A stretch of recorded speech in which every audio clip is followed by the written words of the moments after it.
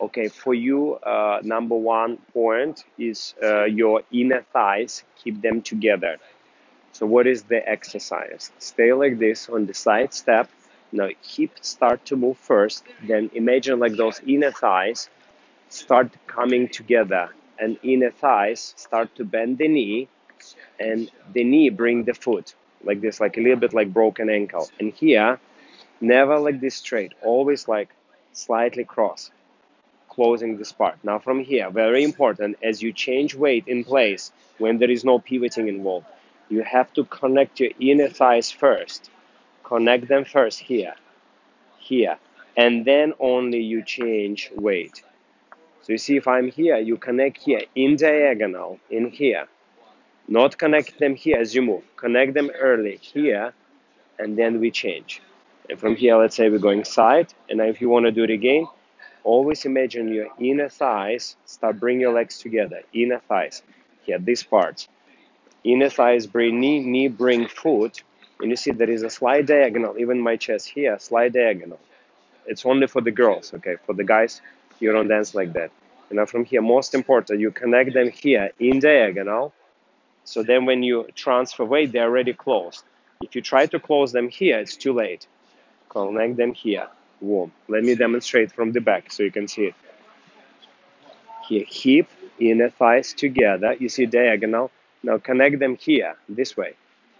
You see? I start bending this like first connect inner thighs, then I change. 2, 3, back, 4, 1, and inner thighs here. Connect them here. 2, and 3, and 4, 1.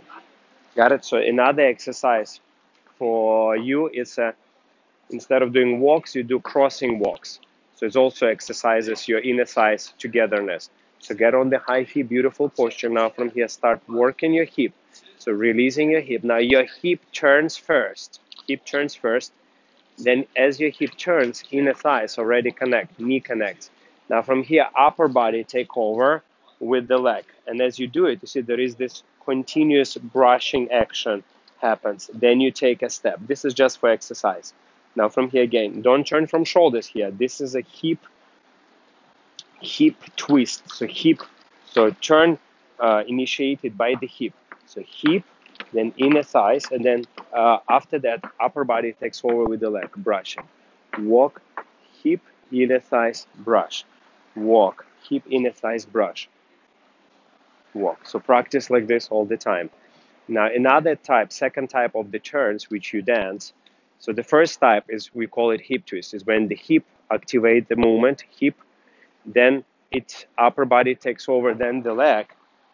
This we call hip twist. So the hip goes first, hip, inner thighs, upper body, leg. And the second type is going to be when the upper body takes over, normally in the pivot actions.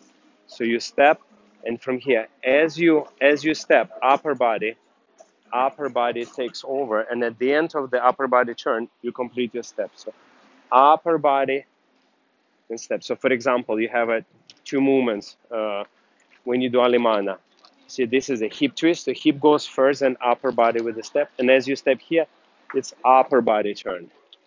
Hip twist turn, upper body turn. So those two turns are also very important to define.